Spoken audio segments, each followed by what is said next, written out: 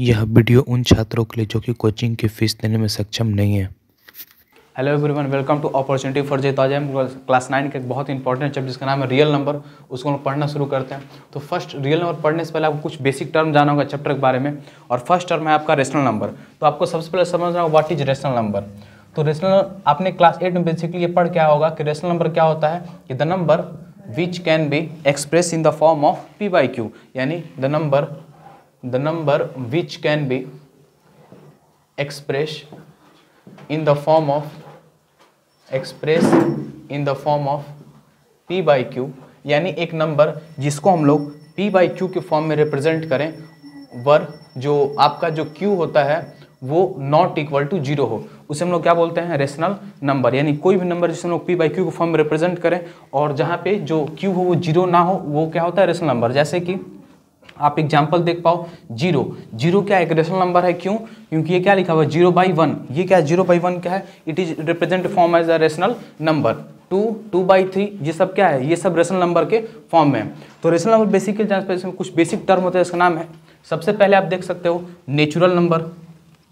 Natural number तो आप बहुत बेसिक टर्म है, आप ये 6 क्लास से पढ़ते आ रहोगे कि all counting number are called natural number, यानी कि ऑल काउंटिंग नंबर, जितने हमारे काउंटिंग नंबर हैं, all counting number are called natural number, यानी जितने भी हमारे काउंटिंग नंबर है उन्हें हम लोग क्या बोलते हैं, नेचुरल नंबर। जैसे कि फॉर एग्जांपल 1 2 3 ये सब क्या हो गया, जो हमारे क्या है नेचुरल नंबर हैं।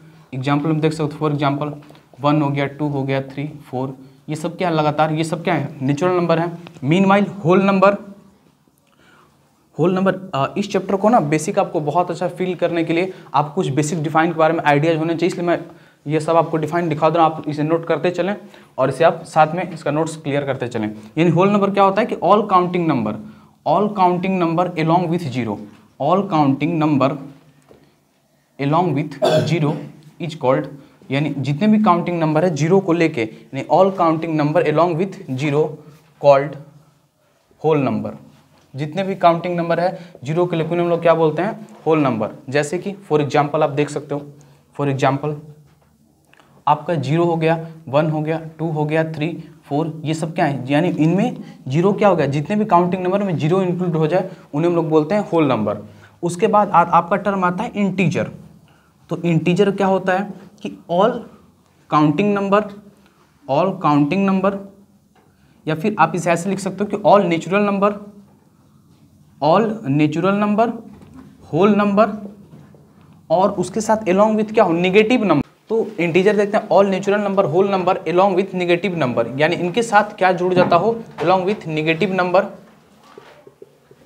Number called integer. यानी कि जहां पे ना आपका नेचुरल नंबर हो, होल नंबर हो और उसमें निगेटिव नंबर जुड़ जाए। जैसे कि फॉर एग्जाम्पल आप देख पाओ -1 0 1 2 3, ये सब क्या हो गया, ये जो पूरा टर्म लिखा हुआ है इंटीजर का जो बेसिक रिप्रेजेंटेशन होता है वो नंबर लाइन पे कुछ ऐसा होता है, ठीक है, नंबर लाइन पे कुछ ऐसा, यहाँ 0 आपका, यहाँ 1 2 3, यहाँ -1 -2 और आपका -3, ठीक है। तो बेसिकली जब देख पाओगे ना, ये जो 1 है, 2 है, 3 है, जब हम लोग जीरो के ना RHS में रहता है, RHS का मतलब है ये हमारा राइट हैंड साइड है, और राइट हैंड साइड में हम जितना भी जाएंगे हमारा वैल्यू क्या होता जाएगा, हमारा जो वैल्यू है वो इंक्रीज होते जाता है। और जीरो के जितना हम लेफ्ट हैंड साइड में जाते हैं, जीरो के हम लोग जितना लेफ्ट हैंड साइड वैल्यू क्या होते जाता है, डिक्रीज होते जाता है, वैल्यू जो है वो डिक्रीज होते जाता है। जैसे कि आप ऐसे समझ, यदि आपसे कोई पूछे कि -1 और -100 में कौन बड़ा है, तो आप सबसे पहले क्या आंसर देते हो कि -1 इज ग्रेटर देन -100। मीनवाइल यही आपसे अगर ये सिंबल उल्टा करके पूछा जाए कि 1 और 100 को आप क्या बोलते हो, 100, यानी कि ये शो करता है। और सबसे बात ये याद रखिएगा कि बड़ा नेगेटिव नंबर क्या होता है, बड़ा नेगेटिव नंबर होता है -1, और सबसे बड़ा पॉजिटिव नंबर क्या होता है, इन्फिनिटी, ठीक है। तो ये रहा कुछ आपका बेसिक टर्म। अब आइए हम लोग देखते हैं कि किसी भी रेशनल नंबर को हम लोग नंबर लाइन पे कैसे रिप्रेजेंट करेंगे, यानी कि 1/7 2/7 या ऐसे रेशनल नंबर को हम लोग नंबर लाइन पे कैसे रिप्रेजेंट। तो अब आइए हम लोग नंबर लाइन का रिप्रेजेंटेशन देखते हैं। तो रेशनल नंबर का नंबर लाइन पे कैसे, जैसे सबसे पहले आपको सबसे पहले क्वेश्चन में बोलते हैं कि 1/7 को आप नंबर लाइन पे रिप्रेजेंट करें। जो पहला फॉर्मेट है वो ये बोलता है कि आप सबसे पहले बेसिक आप ये कर सकते हो कि डिवाइड कर लो आप पीछे, यानी कि 7 को 1 से डिवाइड कर लो। आप जो वैल्यू होगा वो 0.1 3, यानी 0 पॉइंट आप एक ही डेसिमल तक रहें, 0.1 आएगा वैल्यू। 0.1 आने का ये मतलब है कि 0.1 किसके बीच में आता होगा, 0 और 1 के बीच में आता होगा। तो सबसे पहले हम लोग नंबर लाइन ड्रॉ कर लेंगे और यहाँ पे 0 लिख देंगे और यहाँ पे 1 लिख देंगे। यहाँ नंबर कितना है 7। आप बस इस तरीके को याद रखिएगा, जितना नंबर हो आप उसे एक कम लिखिएगा, यानी कि यहाँ 7 है तो आप लिखिएगा 6, यानी 1 2 3 4 5 6। और यहाँ क्या हो जाएगा, जो नंबर होगा यहाँ पे ये 1/7, ये 2/7, ये 3/7, ये 4/7, ये 5/7, ये 6/7 और ये हो जाएगा आपका 7/7, जो कि कट कुट कितना आ जाएगा आपका 1 आ जाएगा। ये कुछ बेसिक क्वेश्चन, जैसे कि अगर आपको 2/3 रिप्रेजेंट करने के लिए दे दे, तो 2/3 रिप्रेजेंट करने के लिए तो आप 2/3 कैसे रिप्रेजेंट कीजिएगा, आप यहाँ पे सबसे पहले डिवाइड करके क्रॉस चेक कर लीजिए। आप कॉपी के पीछे रफ में, अगर आप कैलकुलेशन आपका अच्छा तो ये आपको नहीं करना पड़ेगा। जैसे कि 3/2, तो सबसे पहले यदि 0 पॉइंट जाओगे 0.6, यानी ये भी किसी के बीच में आ रहा है, 0 और 1 के बीच में आ रहा है, तो 2/3 है। तो आप आराम से ये कर सकते हो कि यहाँ पे आप यहाँ 0 लिख सकते हो और यहाँ पे 1 लिख सकते हो। डेनोमिनेटर में कितना टर्म है 3, तो आप इसे 1 और 2 लिख दो, ये 1/3 और ये 2/3, यानी यहाँ रिप्रेजेंटेशन हो गया आपका 2/3 का। अब आइए हम लोग कुछ अलग क्वेश्चन तक, जैसे कि अगर आपको ऐसे दे दे 15/2, इसे आप नंबर लाइन पे रिप्रेजेंट करें, तो 15/2 रिप्रेजेंट करने के लिए दे देगा आपको, तो आप इसे कैसे रिप्रेजेंट करें। सबसे पहले वही फॉर्मेट है कि आप इसे मिक्स फ्रैक्शन में चेंज करें, यानी कि 2 का टेबल से 15 बार में, तो 2 7 जा 14, यहाँ पे आएगा 1, यानी जब इसे हम लोग मिक्स फ्रैक्शन में लिखेंगे तो 2 7 और 1। तो ये बात एक याद रखिएगा कि जब भी कोई ऐसे टर्म को लिखा जाए, यहाँ कितना दिया हुआ है, यहाँ 7 दिया हुआ है और इसके बाद का टर्म 7 के बाद क्या आता है 8, यानी जो नंबर होगा वो आपका 7 और 8 के बीच में आता होगा, यानी कि यहाँ पे 0 1 2 3 4 5 6 हो गया यहाँ पे आपका। फिर उसके बाद आपका आ गया 7 और यहाँ पे आ गया आपका 8। तो अब आगे चल के देखते हैं, यहाँ क्या है 7 होल 1/2। मैंने क्या बताया था आपको कि इसके बाद आप एक नंबर तरफ जाएं और आप नेक्स्ट यहाँ कितना दिया 2, तो 2 के बाद आप एक नंबर रखें यानी 1। 2 से आपको जितना याद है उससे आपको कम बनाना है, ये क्या होगा 1/2, यानी आप यहाँ रिप्रेजेंटेशन कर सकते हैं 7 होल 1/2।